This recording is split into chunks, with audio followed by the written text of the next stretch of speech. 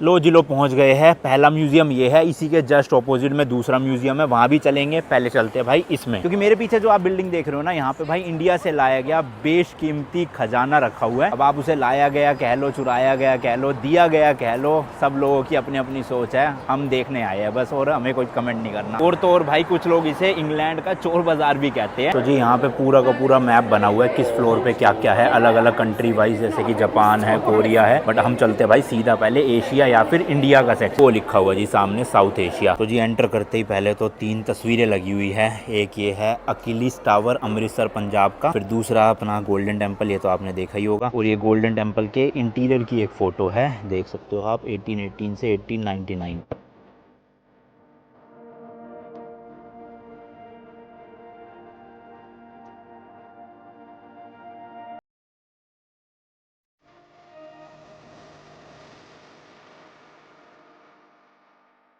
यहाँ देखो जी कृष्ण जी की तस्वीर है अपना बांसुरी बजाते हुए। ये देखो जी पुराने पुराने जमाने के बक्से रखे हुए हैं, और एग्जैक्ट बताऊँ तो 19th सेंचुरी का है ये। और इसी के ऊपर आप देखोगे ये है चेस का सेट। उस टाइम पे देख लो भाई सब कैसे बने होते थे, प्यादे और घोड़े वगैरह पूरे। ये भी 19th सेंचुरी का ही है। और इसके अलावा भी काफ़ी चीज़ें हैं, एक ये तलवार आपको देखने को मिलेगी। ये मेरे पीछे भाई लेट 19th या 20th सेंचुरी की ज्वेलरी रखी हुई है तमिलनाडु से। भाई साहब देखोगे ना आप, इतनी बड़ी बड़ी ईयरिंग है, नेकलेस जो है वो ब्लैक थ्रेड के ऊपर रियल गोल्ड है। भाई साहब कितना महंगा होगा ये सोचो। ये हाथ का कड़ा है भाई साहब, इतना मोटा, मतलब कितना ही महंगा सोना होगा इसमें ना। ये जो आप देख रहे हो ना भाई 1733 की एक मैन्युस्क्रिप्ट का कवर है, जिसमें ना टोटल 5 अवतार दिखाए गए हैं। ऑलमोस्ट भाई 290 ईयर्स पुरानी है ये। और ये तो एक दिखाया मैंने खाली आपको, ऐसे ही भाई बहुत सारी ओरिजिनल चीजें रखी हुई है यहाँ पे। जो मेरे पीछे सामान रखा है ना, बहुत ही ज्यादा खास और वैल्यूएबल है, क्योंकि सबसे पहले तो आपको यहाँ पर लेट 17th सेंचुरी की औरंगजेब की तलवार देखने को मिल जाएगी। यहाँ देखोगे लिखा हुआ है गिवन बाय, वो तो आप खुद ही सर्च कर लो कि दी गई थी या ली गई थी। हर जगह लिखा हुआ है कि गिवन बाय मतलब दी गई थी इनको ये सामान, बट लाया गया ना, कहाँ दी गई थी। इसके अलावा 19th सेंचुरी से दारा शिकोह की भी तलवार रखी हुई है यहाँ पे। बट सबसे इंपॉर्टेंट भाई हमारे ग्रेट मराठा रूलर छत्रपति शिवाजी महाराज जी की टाइगर क्लॉज भी यहाँ पे रखी हुई है। एंड ऐसा बोला जाता है कि ये वही वेपन है जो उन्होंने अफजल खान को मारने के लिए यूज किया था। इसके अलावा जोधपुर से लाए हुए 18th सेंचुरी के ये आर्म गार्ड्स भी है। ओ भाई साहब ये शाहजहां के टाइम का बाउल और भी काफी सारे बर्तन है, आप देख सकते हो। क्या ये थंब रिंग हो, ओ भाई साहब देख रहे हो, अंगूठे पे रिंग पहनते थे ऐसी। टाइम पीरियड भी आप देख सकते हो 1628 से 58 तक। इसके अलावा भाई सोने से एंग्रेव्ड चम्मच भी है। ऊपर जो ऑर्नामेंट यूज करते थे ना, तो पगड़ी के ऊपर तो पूरा देखो गोल्ड का, रूबीज, डायमंड, सारे हीरे, सब लोग सारी चीजों से जड़ा हुआ। देखो ये जो आप कप देख रहे हो ना भाई, जहांगीर का वाइन कप था, इसमें वाइन पी जाती थी 1613 में। यहाँ आप देख सकते हो भाई ये भी जो था ना वाइन का पीता शाहजहां का। बताओ पीते कैसे होंगे? वही तो, पीते कैसे होंगे ये नहीं समझ आ रहा बस। ये सामने जितना भी सामान देख रहे हो ना, सब भाई मुगल ईरा का ही है। और स्पेशली ये देखो भाई साहब, जैसे अपनी ज्योमेट्री बॉक्स होती है ना, उस टाइम की ज्योमेट्री बॉक्स थी, पेन एंड पेंसिल रखी जाती थी भाई साहब, देख रहे हो। और ये क्रॉकरी सेट उस टाइम का, चक्कू चम्मच वगैरह। पता है ये अच्छी चीज़ है कि सब कुछ ना यहाँ पे लिखा हुआ है लेबल लगा के कि कब का है, किसका था और किस यूज़ आता था। और भाई साहब ये मिरर देखो कितना महंगा होगा, गोल्ड और रूबी जड़े हुए इसमें, बताओ ये कोई। बोटल्स वगैरह भी देखोगे ना उस टाइम की, भाई साहब क्या मस्त डिजाइनिंग कर रखी होती है इंडिया से। हाँ ये देख लो, जैसे ये जो ड्रेस है भाई गुजरात से लाई हुई है, और कब की है ये, 18th सेंचुरी की भाई साहब। महाराजा रंजीत सिंह जी का। ये वैसे पूरा सिंहासन तो ना लकड़ी का बना हुआ है, बट उसके ऊपर भाई सोना चढ़ाया गया, वो भी ना टीपू सुल्तान को डेडिकेट किया गया है। यहाँ पर आप उनकी तलवार देख सकते हो, जिसमें ना गोल्ड से टीपू सुल्तान का नाम लिखा हुआ है, बट ये लैंग्वेज तो मुझे समझ नहीं आ रही भाई कहाँ लिखा हुआ है। इसके अलावा उनका भाई टेलीस्कोप भी है यहाँ पर, और भी काफी चीजें हैं, जैसे ये छड़ी है उनकी, ये 2 बंदूकें हैं टीपू सुल्तान की जो वो यूज किया करते थे उस टाइम। उसी खजाने में एक ये वुडन टाइगर मिला था टीपू सुल्तान का, जिसका अगर आप ये हैंडल को घुमाओगे ना, तो ये जो नीचे सोल्जर है ना भाई, इसके अंदर एक ऑर्गन है जिसमें से तड़पने की आवाज निकलती है, वैसे शेर उसको खा रहा है ना इसलिए। यहाँ भी आप देखोगे ना साफ साफ लिखा हुआ है, सोल्जर्स ने जो है वो लूटा था। केरला से लाई हुई लकड़ी से बनी हुई है पूरी की पूरी। इनका तो आपको पता ही होगा, कामधेनु कहा जाता है कि इनसे आप जो भी मांगोगे वो आपको मिल जाता है। और ये मूर्ति जो है वो 1900 की है, तमिलनाडु से लाई गई। पूरे जो इंडिया की जो जितनी कलाकृतियाँ है, जितनी मूर्तियाँ है, उनका बहुत अच्छा इन्होंने एक ये रखा है, संग्रहालय रखा है। और इस संग्रहालय में अपन देखेंगे कि जो इंडिया का जो हिस्ट्री है, जो AD 600 से लेके 1500 तक, उसके पूरे जो डायनास्टीज की मूर्तियां है। चालू करेंगे अपन पल्लवास से, उसके बाद में चोलास का जो पीरियड था वो 700 से 1100 AD था। और उस टाइम पे उन्होंने काफ़ी अच्छी जो मूर्ति रखा था अपने तंजौर में, वो सब मूर्तियाँ यहाँ पे ये जो मूर्तियाँ है, ये जो है आप ये जो देख रहे हैं शिव पार्वती, इसको सोमा स्कंदा बोलते हैं।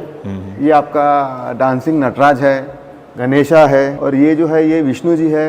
उनके राइट साइड में श्रीदेवी है, उनके लेफ्ट साइड में भूदेवी है, जो अभी इसमें नहीं दिख रही है। 500 एडी से 1500 एडी के बीच में जो इंडिया का जो स्वर्णिम पीरियड था, जिसमें काफ़ी मूर्तियों की नक्शागिरी की गई थी, उसमें जो होयसाला का जो एक कालखंड था, उससे इंट्रिकेट डिजाइनिंग और उससे अच्छी कलाकृति कोई आज तक कभी हुई नहीं है। उनके अंदर आप ये जो देखेंगे, आप ये जो बारकाई देखेंगे, आप ये जो आप बांध देखेंगे, आप ये भाला देखेंगे, ये देखेंगे, ये कलाकृति आज तक के दुनिया के इतिहास में इतनी अच्छी कलाकृति नहीं हुई है। वैसी एक आपको होयसाला की आपको एक जो मूर्ति है, ये आपको ये दिखेंगे। आप ये देखिए गंधर्व है ये, और गंधर्व जो रहते हैं वो एक म्यूजिकल इंस्ट्रूमेंट बजाते हैं। आप ये देखेंगे ये जो डमरू है, ये डमरू के अंदर जो आपका जो रस्सी है, इसके ऊपर जो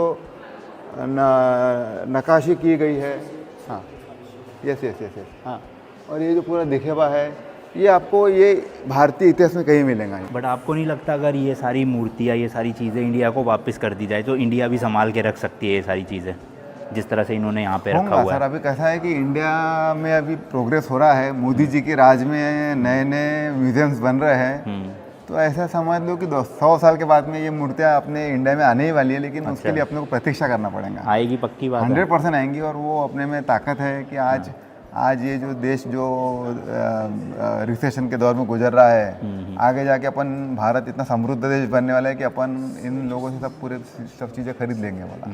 सही है, बढ़िया चीज़ है ये तो। अब आप प्रतीक्षा करिए, 100 साल के बाद में ये सब कलाकृति अपने ही संग्रहालय में आपको मिलेंगे देखने। मतलब अपने ही म्यूजियम्स होंगे इंडिया में किसी मतलब अलग अलग जगहों पे, जहाँ पर आप जाके विजिट कर सकते हैं। फिर भी मुझे लगता है कि आज ब्रिटेन के अंदर भी इतने इंडियंस और पूरे वर्ल्ड में भी आ रहे हैं, तो यहाँ पे भी जब लोग आ रहे हैं तो अपने देश का ही जब कलाकृतियों का देख सक रहे हैं, और उनको मालूम पड़ेगा कि उनको जब समझ रहा है कि भारत क्या चीज़ है आज। ये जब कलाकृतियों को देखते हैं तो उनको समझता है कि आज ऐसी कलाकृतियाँ कहाँ आप कौन से देश में आपको ऐसे देखने को मिलती है। तो ये इंडिया का पावर बताता है। बिल्कुल। ये नटराज की मूर्ति है।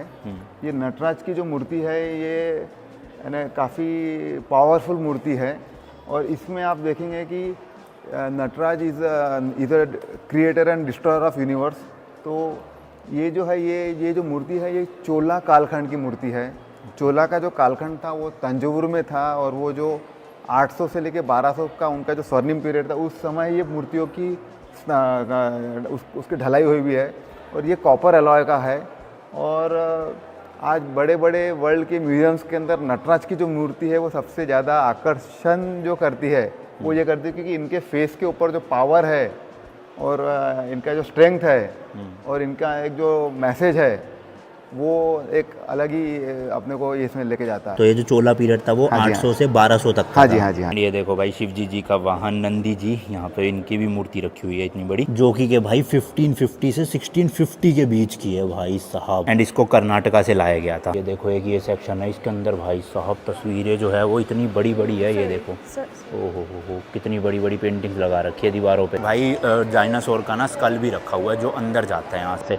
अभी तो ये बाहर भी रखा हुआ है इन्होंने, बट जो बड़े वाला है वो आगे है, ऊपर की तरफ देख रहे हो ना, सीढ़ियाँ जा रही है।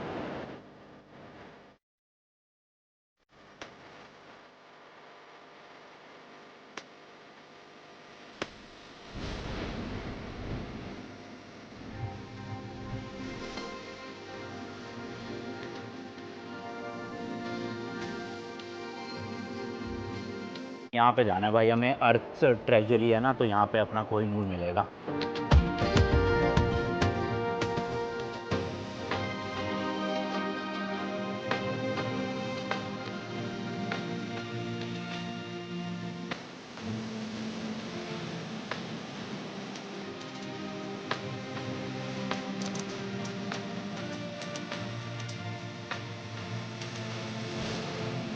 लो जी लो, पहली झलक तो दिख गई है कोहिनूर हीरे की। यहाँ पे देख सकते हो आप, mountain of light presented to Queen Victoria in 1850। वाह भैया क्या झूठ है।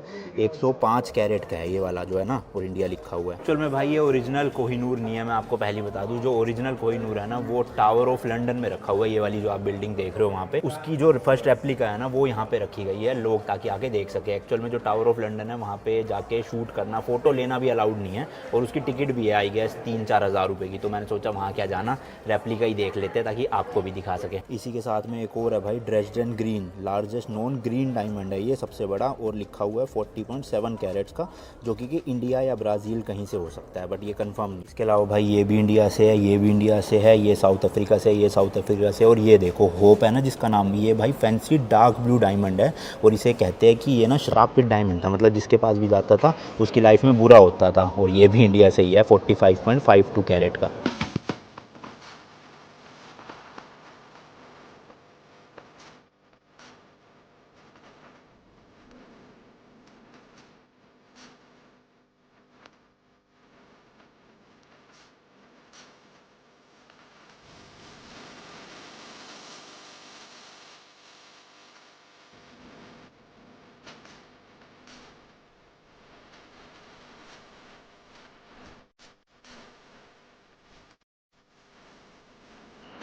ओ भाई साहब ये देखना क्या लटका पड़ा है, ओए होए होए होए, गजब भाई गजब, कितना ह्यूज है ये।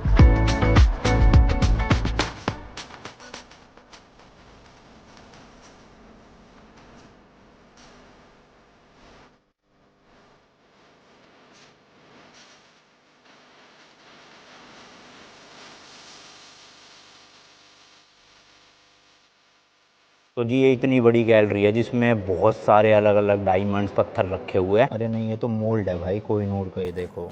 हो ये नहीं है जो देखना है हमें, है तो पक्का भाई इसी वाले होल में। अब कौन से उसमें एक एक करके सारे देखने पड़ेंगे। बाजी मिल गया, ये 10 नंबर है। अगर कोई भी यहाँ आ रहा है तो सीधा 10 नंबर वाले पे आ जाना। 10 नंबर वो भी है उधर नहीं, राइट वाले में। यहाँ पे आपको दिख जाएगा लिखा हुआ साइंटिफिक कलेक्शंस, एंड यहाँ है भाई सारे के सारे डायमंड्स, ये देखो। और जब 1852 में कोहिनूर को लाया गया था ना, तो उस टाइम पे भाई ये हीरा 191 कैरेट्स का था, बट ये दिखने में ना इतना ज़्यादा सुंदर नहीं था, तो इसको काफ़ी ज़्यादा ना तराशा गया उसके बाद सुंदर बनाने के लिए। जिसके बाद जो अभी फाइनल वर्जन है ना वो भाई 108.9 कैरेट का है, और देख सकते हो आप दोनों में डिफरेंस भी कितना है भाई। एक बहुत सुंदर सा लग रहा है, एक थोड़ा नॉर्मल सा है। साइज इतने कुछ खास नहीं है भाई, मुझे लगा बहुत बड़ा डायमंड होगा, बट है ना बिल्कुल जरा सा ही डायमंड है, इतना तो कुछ खास है नहीं। और काफ़ी बड़े बड़े हाँ वही तो, इतने बड़े बड़े साउथ अफ्रीका का बड़ा है और भी दूसरे देशों का, हमारा जरा सा है। ये वाला डायमंड देखो क्यूलिनियन करके है भाई, 3106 कैरेट भाई साहब, 3000 कैरेट का बताओ, पर दिखने में सुंदर नहीं है ना बिल्कुल भी। देख रहे हो कैसे, ऐसा लग रहा है हैरी पॉटर की मूवी का कोई सीन हो यहाँ पे, ओए होए गजब लग रहा है।